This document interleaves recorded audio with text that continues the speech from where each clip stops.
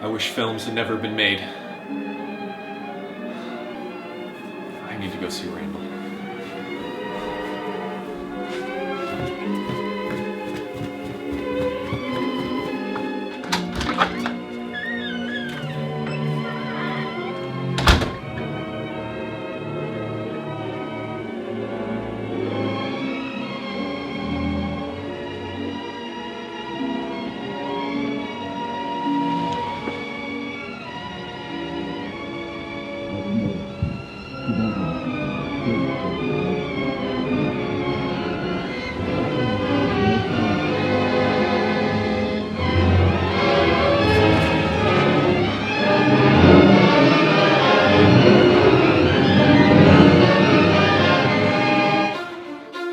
This week on Cinematic Observations, we take a look at the 1947 motion picture, It's a Wonderful Life. Is it a movie or is it a film?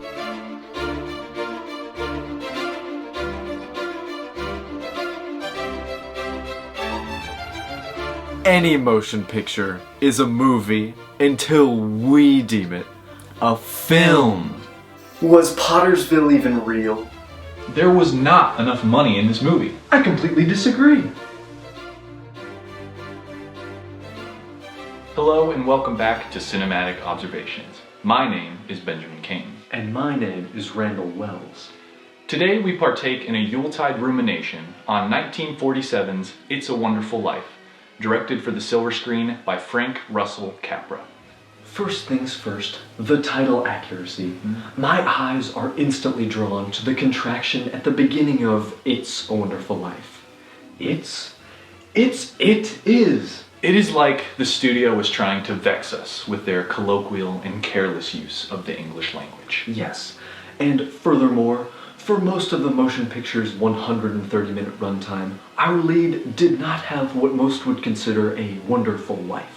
And I'm not a betting man, but I would wager that for around 80 of the 130 minutes, he has a wonder-less life. Yes, and therefore, we would rename this movie to It is Mostly a Wonder-Less Life.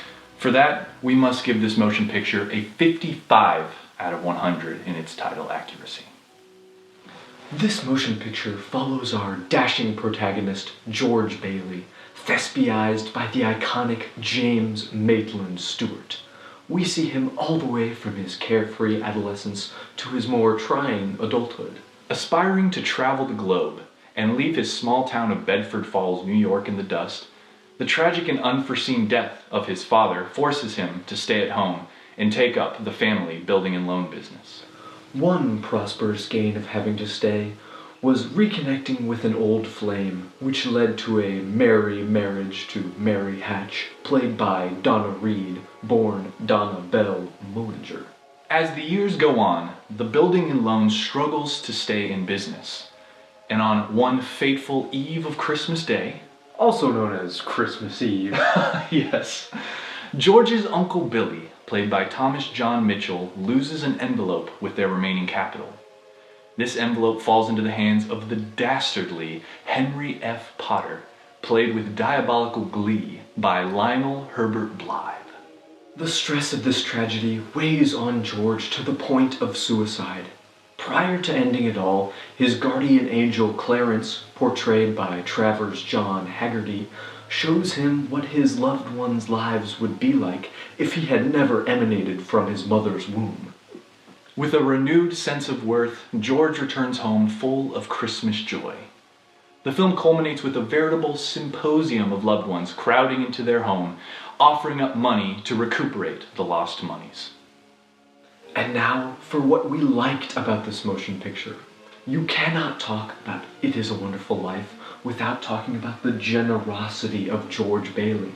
Every single person throughout the motion picture that he comes into contact with is benefited by knowing him. Absolutely, from Bailey Park to him giving away money at the Great Depression.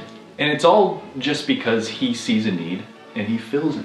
Indeed, you could say he even saved the town from being greatly depressed. But not only was he generous, but while he was spreading generosity, he was also sticking it to the man. And we don't mean sticking it to him, like, say, with a piece of tape. Or a sticky note. No, or not something. glue. No. We mean metaphorically. He was sticking up for the little guy in the town, the disenfranchised, the down and out. That was his whole goal in life, and that was his father's goal in life that he was continuing on, which we believe is very respectable. Very respectable. Another thing we liked was the gorgeous black and white cinematography. I loved the creative choice to set their shooting mode to black and white. It was genius. Yes. The black and white, it allows the mind to fill in the blanks. And that just makes it so much more of an engaging experience. You have to imagine what color shirt George is wearing. Yes, blue, red.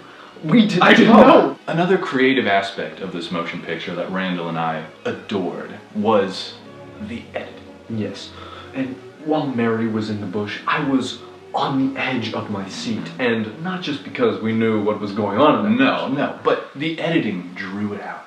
It made it tense. It was dramatic. There were multiple cuts that my jaw just hit the floor.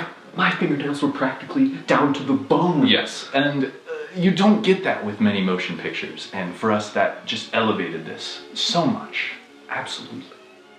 Being a Christmas classic as it is, we loved how they chose to reference other Christmas movies within. There was a scene where George was talking to one of the other characters, and he said, "I'm going home alone." Yes. I'm going home and see my wife and family, you understand that? And I'm going home alone. We all know what that's referencing, the other Christmas classic, Home Alone. And we thought it was very respectable and very cool that they would give a little nod to another Christmas motion picture within this motion picture. Indeed. With everything that we do love about this motion picture, there are a few things that got under our skin. Yes. One of them is later on in the motion picture, George is drunk and he's driving his car and he runs into a tree and no airbags on him. No, I looked at Benjamin and I was perplexed.